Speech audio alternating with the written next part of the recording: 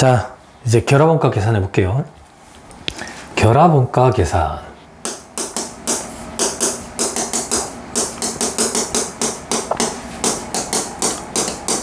자, 책의 저자에 따라 가지고는 다른 제목을 쓰는 저자들도 있어요. 다른 제목은 연산품과 부산물의 회계 처리.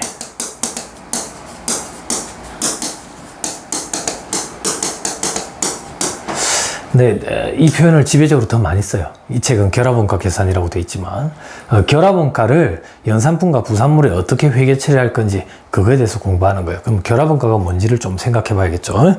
자, 무슨 말인지 모르겠다. 일단 정유업, 화공업과 같은 산업에서는 공통의 재료가 공통의 가공 공정을 거친 후에 여러 가지의 제품으로 분리되어 생산이 된다.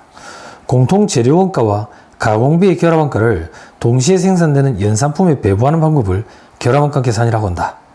결합원가를 배부하는 기준으로는 다음과 같은 것들이 사용이 된다. 물량 기준, 분리점에서의 판매 가치 기준, 추가 가공 후의 순실현 가치 기준, 분리점 이후의 추가 가공 여부 결정과 결합원가 계산에서의 성과평가 문제도 다루겠다더라. 성과평가는 원래 의사결정 파트 지나가지고 관리회계 영역인데 여기서 좀 하겠다. 자, 한번 넘어가 볼게요. 뭐 유튜브 돼 있는데 이런 거 넘어가고 208페이지.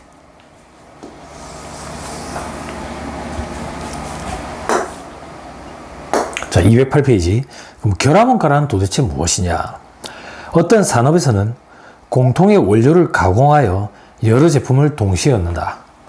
도축업에서는 소 한 마리를 잡아서 고기, 뼈, 가죽, 내장 등을 넣고 고기도 안심, 등심, 갈비, 사태, 가치가 다른 여러 부위별 고기를 넣는다. 느낌이 잘 안 오죠? 정유업 가지고 해봅시다. 정유업에서는 원유를 가공을 해서, 그죠? 처음에 가스가 있을 거고, 그리고 휘발유, 경유, 등유, 뭐 중유, 뭐 이런 것들이 있겠죠? 그죠? 그리고 아스팔트 이렇게 나오겠죠? 그죠? 이런 것들을 생산한다. 이렇게 한 가지 재료, 그 재료가 여러 가지 생산을 하는데 공통으로 쓰인다. 그래. 공동의 재료를 가공해서 동시에 얻는 여러 종류의 제품을 연산품이라고 표현한다. 결합 제품이라고도 돼 있는데 연산품이라는 용어를 지배적으로 많이 쓴다. 자, 재료가 가공되어 여러 연산품으로 분리되는 시점을 분리점이란다. 분리점 이전에 발생한 원가가 결합원가가 되는 것이다. 공동 직접 재료의 원가와 분리점까지의 가공비, 즉 직접 농업비 제조 간접 원가가 결합원가이다. 분리점 이후에는 제품별로 추가 가공을 위한 개별 원가 또는 분리 가능 원가가 발생할 수 있다. 자, 이게 무슨 말이냐? 이 얘기예요. 자, 원유를 정제한다 그 얘기예요. 원유를 정제했더니 휘발유와 경유가 나왔다 그 얘기예요. 근데 이 원유를 정제하는데 직접 재료비도 들었고 직접 농업비도 들었고 제조 간접비도 들었다 그 얘기예요. 그럼 휘발유와 경유의 제조 원가는 얼마가 되느냐 그 얘기예요. 이 중에 일부는 휘발유의 원가를 구성할 거고 이 중에 일부는 경유의 원가를 구성할 거 아니에요. 그죠? 그래서 공통의 원가가 연산품별로 배분이 된다고. 이 공통의 원가를 결합원가라 한다. 그리고 이 공통의 재료를 바탕으로 생산된 여러 가지 제품, 이걸 연산품이라 그런다.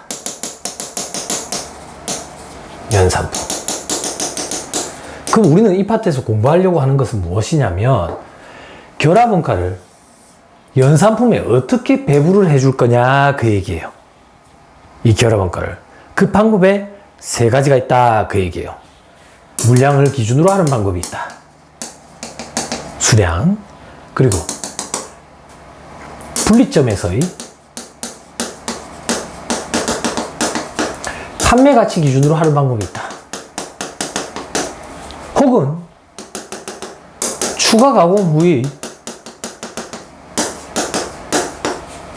순실현 가능 가치 기준이 있다. 순실현 가치 기준이 있다. 그럼 여기서 하나만 더 보고 가자. 조금 이따 공부하겠지만 분리점이 도대체 뭐냐? 결합원가를 통해서 연산품이 생산되는 이 시점, 여기를 우리는 분리점이라 한다.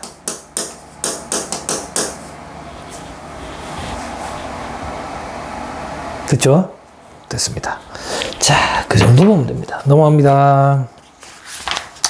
210페이지. 그럼 결합원가는 공통원가와 다른 거냐? 결합원가도 특정 제품의 추적이 불가능하고 여러 제품의 생산을 위해 공통적으로 발생하니까 일종의 공통원가다. 그러나 결합원가는 공동의 공정을 거쳐 여러 제품이 동시에 생산된다는 특징이 있다. 이러한 결합원가의 특징이 연산품의 경우 다양한 배부 기준의 적용을 어렵게 한다더라. 따라서 결합원가에서는 분리점까지의 공통의 공정을 거친 후 연산품으로 분리되므로 제품별로 다양한 원가 동일량을 별도로 측정하는 것이 불가능하다. 그래서 우리는 임의의 기준대로 배부를 하는데 그 기준에 배부하는 방법이 세 가지가 있다. 다음 페이지 제일 위에 음량 들어간데 물량을 기준으로 나눌 수 있다. 이게 첫 번째 방법. 저 밑에 두 번째 연산품의 판매 가치를 반영해서 나눌 수 있다. 이게 두 번째 방법. 213페이지 맨 위에 추가 가공을 고려해서 결합원가를 나눌 수 있다. 이게 세 번째 방법이에요. 자, 하나씩 볼게요. 211페이지. 물량을 기준으로 결합원가를 연산품 간에 나눌 수 있다. 자, 이걸 우리는 물량기준법이란다. 결합원가를 연산품 간에 배부하기 위해 임의 배부 기준을 선택해야 된다. 가장 간편한 배부 기준은 아무래도 물량일 것이다. 이 물량은 측정이 쉽고 항상 그 상대적 비율이 거의 일정하므로 한번 측정하면 계속 사용할 수 있다. 이런 걸 우리는 물량기준법이라고 한다. 그 물량기준법 밑에 표 8-1 있죠? 자, 물량기준법을 한번 해보자.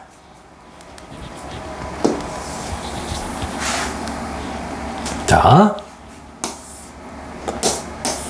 공통의 재료를 가지고 연산품 A와 연산품 B로 두 가지의 연산품을 생산을 해냈어요. 그런데 표 8-1 바로 위에 줄에 결합원가는 톤당 60만 원으로 동일하다 이렇게 돼 있죠. 그죠? 아니, 그 위에 줄에 결합원가는 30억 원이라고 돼 있네. 그죠? 자, 결합원가.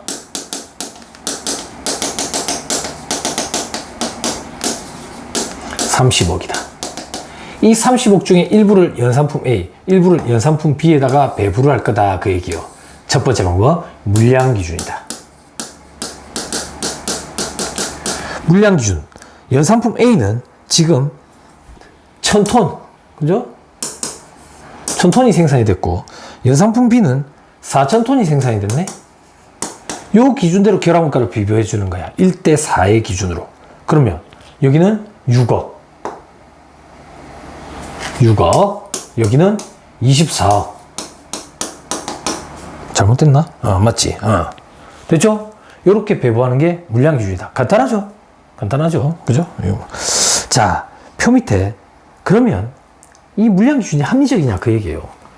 고기와 뼈의 1g당 결합원가 배부액이 같으면 합리적이겠느냐?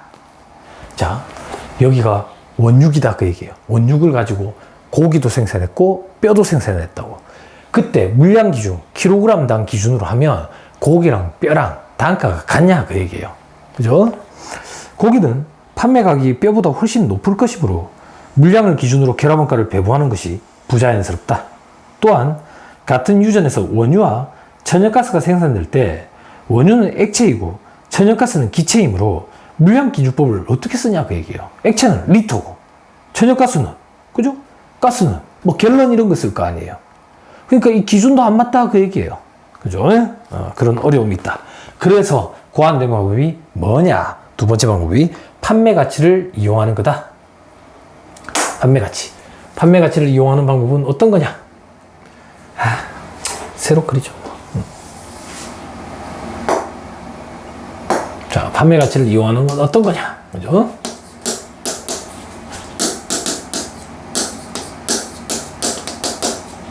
자, 연산품의 판매 가치를 반영해서 결합원가를 배분하는 방법이 있다. 이걸 우리는 분리점의 판매 가치법이라고 한다.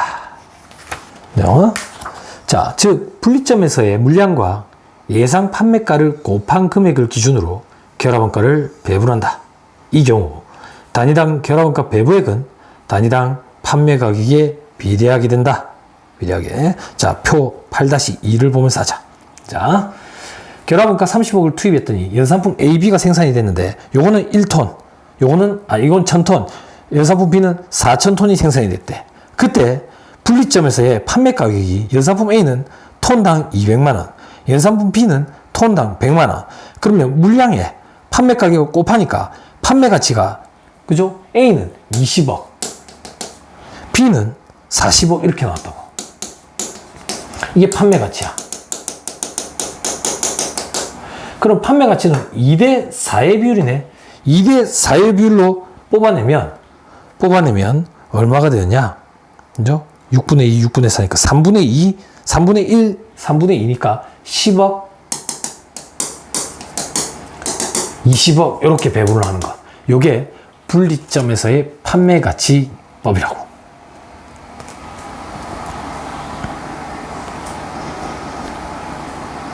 됐나요? 됐죠? 자, 그럼 위로 다시 올라가서 212페이지 첫째 줄 다시. 즉, 분리점에서의 물량과 예상 판매가를 곱한 금액을 기준으로 결합원가를 배분한다. 이 경우 단위당 결합원가 배부액은 단위당 판매 가격에 비례한다. 당연하지. 수량에다가 단가 곱했잖아요.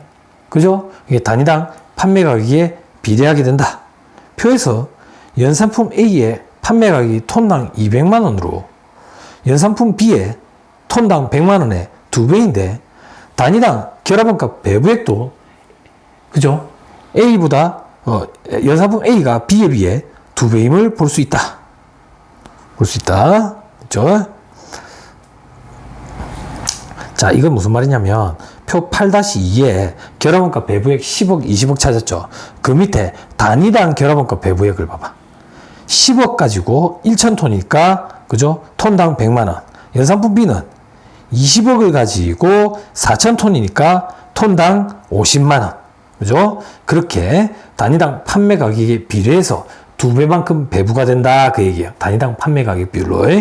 되죠? 자, 계속 읽을게요. 212페이지 세 번째 줄. 분리점에서는 결합원가 배부액이 제품별로 유일한 제조원가이고 연산품의 단위당 판매가와 결합원가 배부액이 비례적이므로 분리점에서의 매출 총 이익률은 연산품 간에 같아진다. 자, 밑에 검토해보자. 표 8-2에 단위당 결합원가 배부액 밑에 예상 매출 총이익 보세요. 매출 총이익. 판매 가치. 거기서 결합원가 배부액을 빼면 되지. 그러면 10억, 20억 이렇게 나오네. 그죠? 그럼 매출 총이익률은 어떻게 되는데? 판매 가치가 20억인데 매출 총이익이 10억이니까 50%. 판매 가치가 40억인데 매출 총이익이 20억이니까 50%. 예상 매출 총이익률은 둘 다 동일해준다. 왜 동일해지는데? 단위당 판매 가치 비율과 동일하게 결합원가가 배분되기 때문이다. 단위당 판매 가격과 동일하게 단위당 결합원가도 배분이 되니까 매출 총이익률은 둘이 같아진다. 그 얘기예요. 같아진다. 자, 그 밑에 근데 문제점이 있다. 이것도 수의 계약을 한다든지 공공요금의 경우에는 판매 가격이라는 거, 이 판매 가치라는 게 시장에서 결정되지 않고 원가에 기초해서 결정한다. 수의 계약은요, 경매 입찰을 보는데 다수를 대상으로 입찰을 보는 게 아니라 입찰을 볼 사람을 한 명을 딱 정해놔놓고 입찰을 보는 거, 그걸 수의계약이라 그래. 수의계약. 그럴 때는 정확한 시중에서 이루어지는 정확한 시가 판매 가격을 반영하는 가격이라고 보기는 힘들다. 그 얘기예요. 입찰 가격 자체가. 자, 그리고 공공요금도 그럴 거고, 그죠?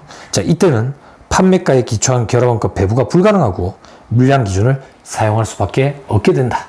그죠? 그래서 추가적으로 고안된 방법이 뭐냐? 다음 페이지 213페이지 추가 가공을 고려하여 결합원가를 나눌 수 있다. 이렇게 되어 있죠. 요걸 보자.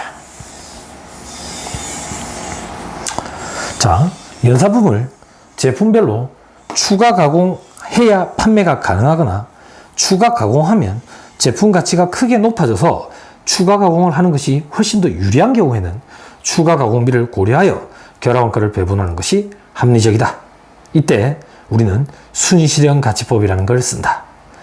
순실현 가치법 혹은 순실현 가능 가치법, Net Realized Value, 그죠? 여러분들 재무회계 혹은 회계원리 시간에 공부했죠? 순실현 가치. 그죠? 이 방법에서는 추가 가공 후에 최종 제품의 판매 가치에서 제품별 분리 가능 원가인 추가 가공비와 개별 판매비를 차감한 순실현 가능 가치를 배부 기준으로 활용을 한다. 그죠? 이때 최종 판매가와 분리 가능 원가는 분리점에서 추정해서 사용하므로 추정 순실현 가능 가치법이라고도 한다.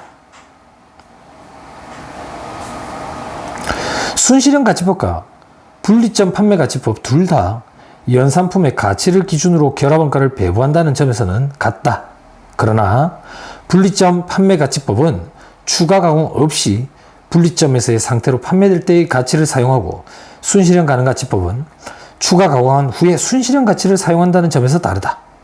순실현 가치법과 분리점 판매 가치법 모두 제품의 가치에 따라 원가를 배부하므로 부담 능력에 의해 배부된 것이다. 이해하기 힘들죠? 자, 밑에 표 8-3이 있는 걸 가지고 제가 그림을 그려줄 거예요. 자, 연산품 A뿔과 연산품 B를 생산할 때, 연산품 A뿔과 연산품 B를 생산할 때, 연산품 B, 어떻게? 1000톤, 그리고 4000톤. 근데 우리 이거 관계없어. 왜 관계없는데? 물량 기준으로 할 거 아니다. 그럼 우리는 분리점에서의 판매가치법에 할 거냐? 판매가치법에 의할 것도 아니다. 그런데 밑에 보니까 추가 가공 후 단위당 판매가에 되어 있죠. 추가 가공 후 단위당 판매가? 거기에 보니까 연산품 A뿔에는 4라고 되어 있고 연산품 B는 1이라고 되어 있는데 제품 B는 분리점의 판매가라고 되어 있죠. 그죠? 이 얘기예요.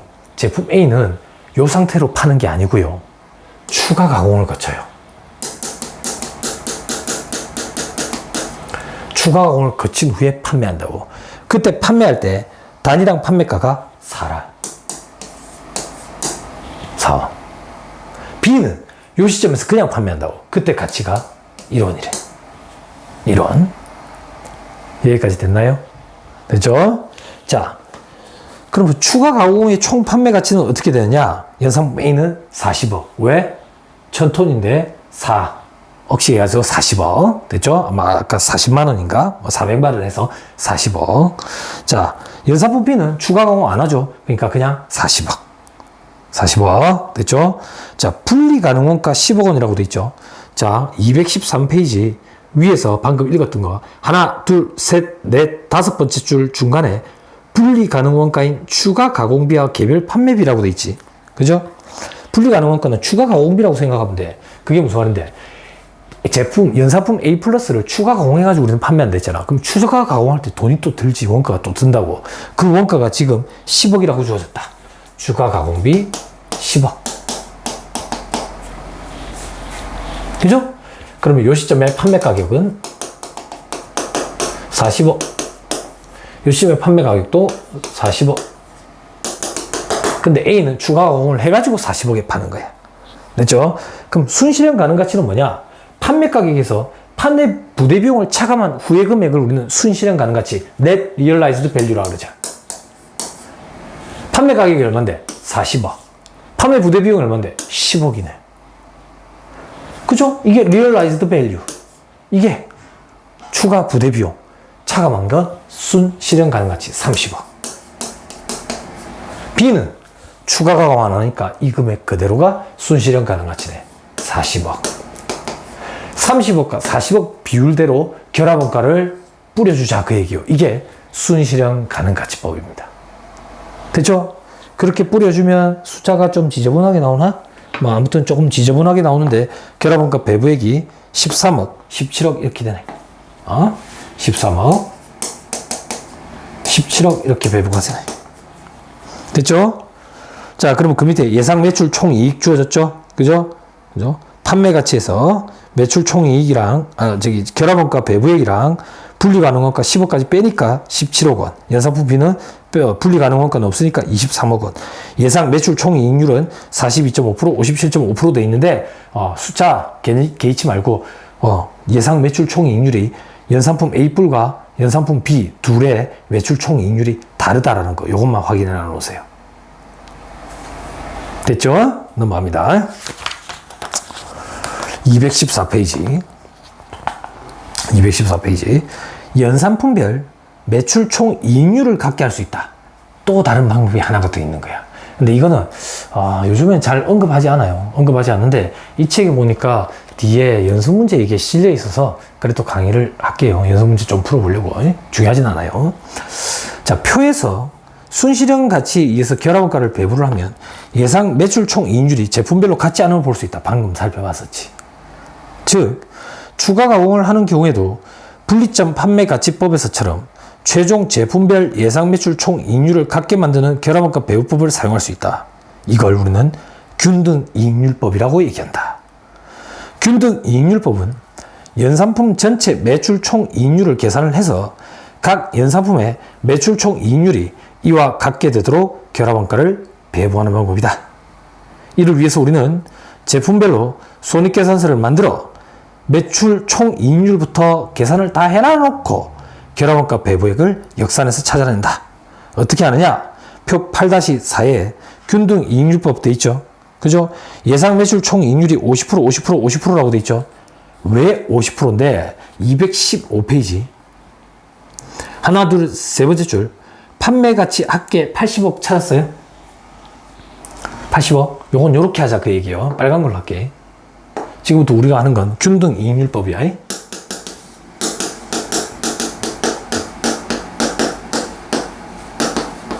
자, 균등 이익률법. 균등 이익률법은 매출 총 이익률을 맞추는 거야. 매출 총 이익률. 자, 판매가 얼마? 40억. 판매가 얼마? 40억. 그럼 매출액으로 따지면 80억이네. 됐죠? 매출원가는 얼마인데? 이 결합원가가 매출원가지. 이 제품 만드는데 생산 소요된 거니까. 그럼 얼마? 30억. 거기다가 추가 가공비 10억 있잖아. 10억. 그럼 40억이네. 매출 총 이익은 40억. 그럼 50%네. 됐나요? 회사 전체적으로 매출 총 이익률이 50%다 그 얘기예요. 그때 연산품 A와 연산품 B의 결합원가를 배분한 결과 매출 총 이익률을 다 같이 50%로 맞춘 형태로 결합원가를 배분하자 그 얘기예요. 됐나요? 자, 그러면 B부터 해볼게. B부터. B는 매출이 40억이잖아요. 그럼 매출 총 이익률이 50%가 되려면 결합원가 중에 20억이 배분가 돼야 되겠지. 그죠? 그러면 A는 당연히 10억이겠지. 근데 검토해보자. 어떻게? A의 판매가는 40억. 그죠? 추가 가공비 10억. 원가. 그리고 결합원가 10억을 배분하면 매출 총 이익률은 50%만 차지지. 이렇게 하는 게 균등 이익률법이다. 됐죠? 됐습니다. 자, 215페이지 위에 산식 바로 밑에 순실현 가치법과 균등 이익률법에서는 분리점 이후의 추가 가공비와 판매가를 고려해야 하므로 분리 시점의 판매 가치법보다 계산이 좀 복잡하다. 분리점이 만약에 하나 이상인 경우에 이 복잡성은 더 심각해진다. 이런 경우도 있거든. 분리점이 하나 이상이라는 얘기는 이런 얘기야. 여기서 결합원가가 발생해가지고 연산품이 발생했다고. A, B, C. 근데 이게 추가 가공을 해. 근데 여기서 A 플러스와 A 마이너스 또 나오는 거라. 그럼 분리점이에요. 여기도 분리점이고, 여기도 분리점이야. 그럼 이 시점에서는 역으로 계산해서 와야 되거든. 그때 순실현 가능 가치를 계산하려면 참 힘들다 그 얘기예요. 이게 그 얘기다. 자, 분리점이 하나 이상인 경우 복잡성은 더욱 심각해진다. 그죠? 표로 정리하면 다음과 같다. 이 표는 여러분들이 요약 정리된 거니까 한번 보세요. 넘어갑니다. 자, 그럼 216페이지. 추가 강원을 하는 것이 그럼 과연 유리하냐? 추가 강원을 하는 것이.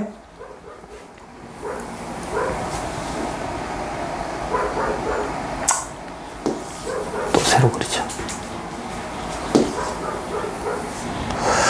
연산품을 추가 가공할지 말지는 추가 가공의 득실을 비교해서 결정을 한다. 추가 가공의 혜택은 추가 가공에 따른 수익의 증가분, 즉 증분 수익이며 추가 가공 시의 분리 가능 원가가 원가 증가분, 즉 증분 원가가 된다. 증분 수익이 증분 원가보다 크면 추가 가공이 증분 수익과 증분 원가의 차이만큼 이익 증가를 가져다 주므로 추가 가공을 해야 된다. 자, 이 얘기입니다. 추가 가공을 했을 때 판매 단가가 100원만큼 높아진대. 그러면 그냥 팔 때보다 추가 가공했을 때 100원만큼 더 받을 수 있네. 이게 증분 수익. 근데 추가 가공을 하니까 가공 안 했을 때 비해서 원가가 30원 더 증가한대. 그러면 증분 수익 100원, 증분 원가 30원. 증분 수익에서 증분 원가를 차감하면 증분 이익 70원이네. 이게 증분 이익이 0보다 커야지만 추가 가공을 하는 것이 유리하다, 그 얘기예요.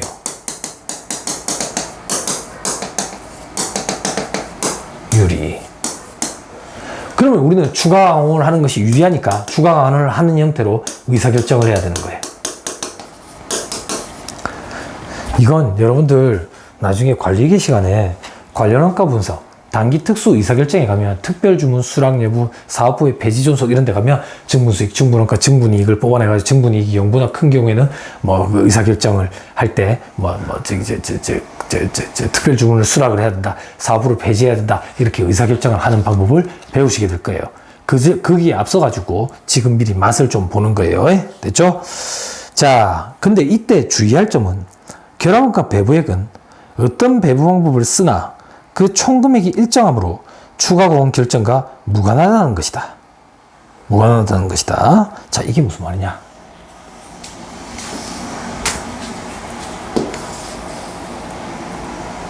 아까 자료를 가지고 해볼게. 아까 우리 결합원가가 35억이었다. 그때 연산품 A 플러스와 B가 나왔다고. 근데 A 플러스는 이 시점에서 판매를 할 수도 있고 추가 가공을 거쳐가지고 판매를 할 수도 있다고. 예?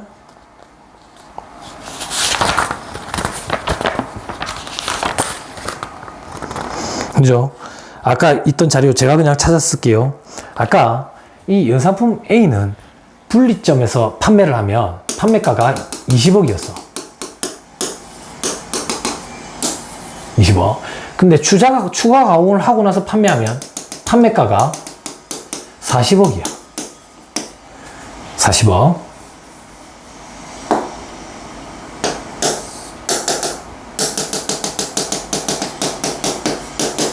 근데 추가 가공을 하는 데 있어서 추가 가공비가 발생한다고.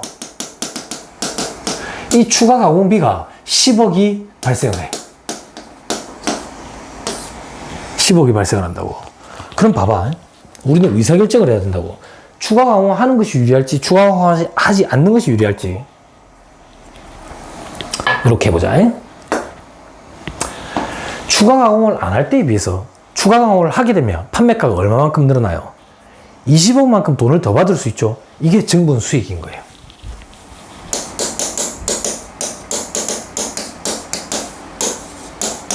근데 추가 가공을 하지 않는 경우에 비해서 추가 가공을 하게 되면 가공비가 10억만큼 더 들죠. 이게 증분 원가라고. 그럼 증분 이익이 발생하네. 10억. 0보다 크네.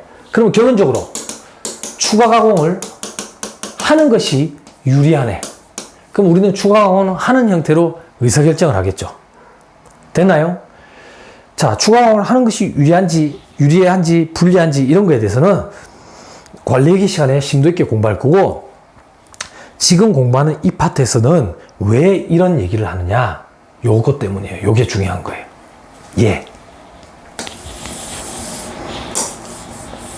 결합원가 30억. 뭐가 중요한데, 우리가 지금 연산품 A 플러스를 그냥 판매할 건지 추가 가공 후에 판매할 건지 증분수익, 증분원가, 증분이익을 통해서 의사결정을 해보고 있잖아. 근데 우리가 이 의사결정을 하는 데 있어서 결합원가가 얼마인지 고려한 적이 있어요, 없어요? 없죠. 추가 가공 여부를 의사결정할 때는 결합원가는 관련 없는 원가예요. 관련 없는 원가를 우리 원가회계 시간 첫 시간에 공부했죠. 뭐라고 표현합니까? 비관련 원가.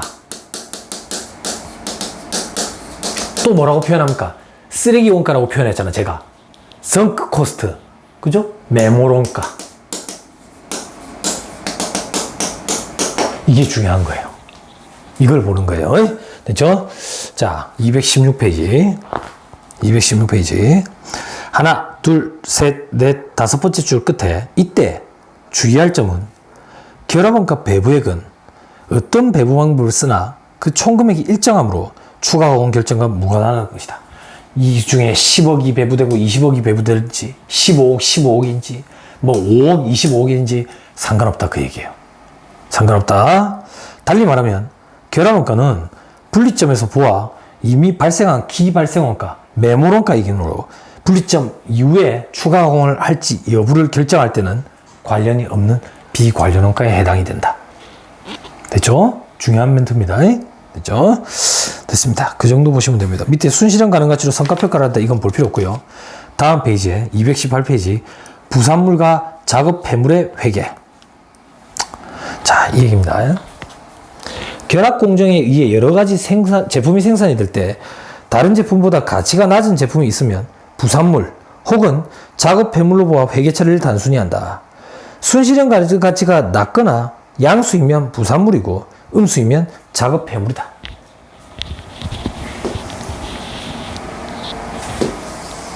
자, 이 얘기입니다. 결합원가를 투입했어. 결합원가를 투입했더니 연산품 A와 연산품 B가 생산이 됐어. 여태까지 봤던 거. 근데 알고 봤더니 다른 것도 나오는 거야. 다른 거. 뭐가 나왔는데? 이상한 게 나왔다. 이상한 게. 이런 거 우리는 부산물을 한다. 부산물. 부산물은 뭐가 이상한 건데? 값어치가 없어. 값어치가 없다고. 팔아봐야 돈도 안 돼. 그런 게 부산물이라고. 그럼에도 불구하고 우리도 뭘 해야 되냐면 여기서 결합원가가 발생했잖아. 이 결합원가 발생액은 연산품 A와 연산품 B 부산물 때문에 발생되는 원가라고. 그러면 결합원가 중에 일부는 부산물에도 배분을 해줘야 되는 거 아니냐, 그 얘기예요. 됐나요? 그럼 만약에 결합원가가 1,000원이야. 부산물에 배분해줘야 되는 원가가 100원이라고 가정을 할게. 그러면 연산품 A와 B에 배분되는 결합원가는 900원을 가지고 배부해주는 거라. 됐나요? 됐죠? 됐죠? 됐죠? 만약에 예를 들어서 연산품 A, B를 생산하는데 값어치도 없는 부산물이 나온 게 아니라 도리어 갖다 버리는데 돈이 더 든대. 쓰레기야, 쓰레기. 작업 폐물이라 그래.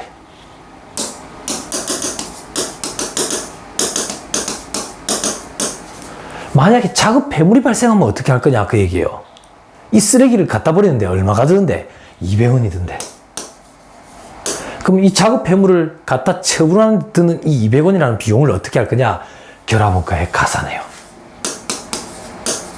가산해서 1,200원을 뿌려줘요.